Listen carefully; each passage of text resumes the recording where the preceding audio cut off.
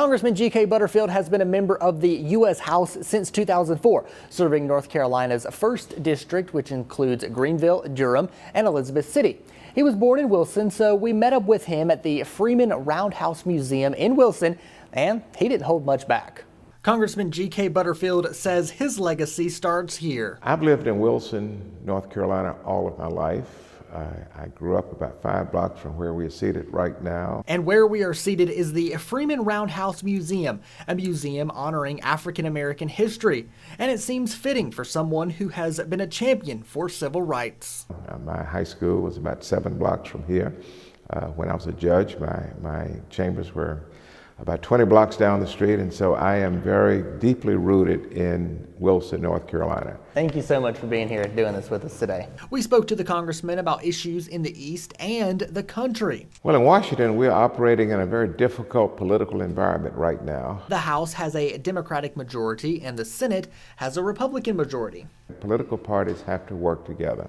And unfortunately, right now, Republicans and Democrats are not working together on the big issues that must be addressed. Those issues: affordable health care, Medicaid, and Medicare. We're not going to take Medicare coverage away from our seniors. Student loans. $1.7 trillion is owed by students. Raising minimum wage, infrastructure, and of course, border security. Do you think that President Trump will get that $5.7 million for a wall? We want to invest even more than the president wants to invest in border security. But there's nothing magic about a concrete wall at the border. The battle over a wall led to a 35-day partial government shutdown, the longest government shutdown in history. That was very unfortunate. President Trump had a strategy from the beginning. Butterfield says the answer at the border is technology. And our ports of entry are 20th century ports of entry. They don't have technology and all of the state-of-the-art tools that they need in order to enforce the border.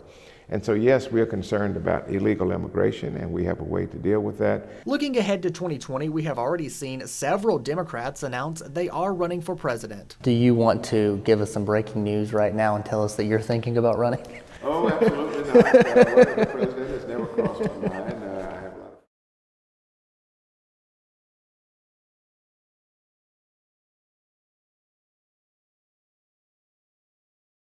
Closer to home, so many are still trying to rebuild after Hurricanes Florence and Michael. Every time we have a natural disaster, it takes money. It takes millions and billions of dollars in order to make communities whole.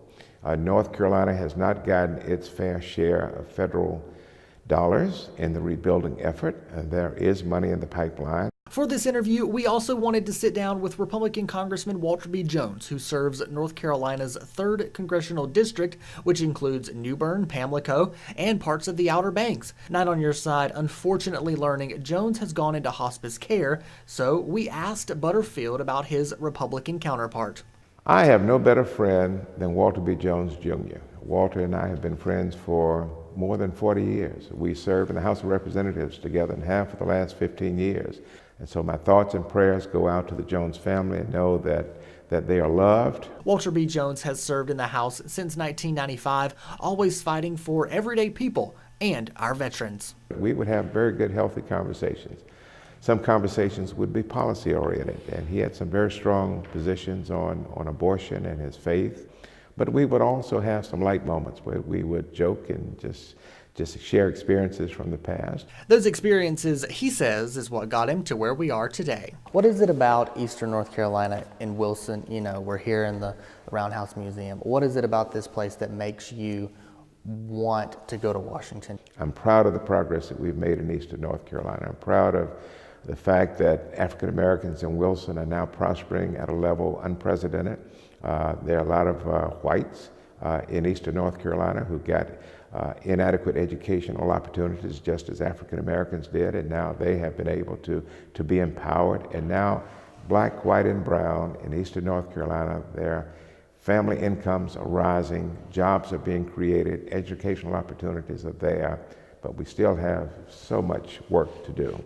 What do you want your legacy to be? When I leave office and perhaps leave the earth, I want to be remembered as a guy from East Wilson who grew up in a segregated city, went to segregated schools and saw Jim Crow and segregation firsthand. I want to be known as someone who stood up to discrimination and advocated for those who in our community are considered the least of these.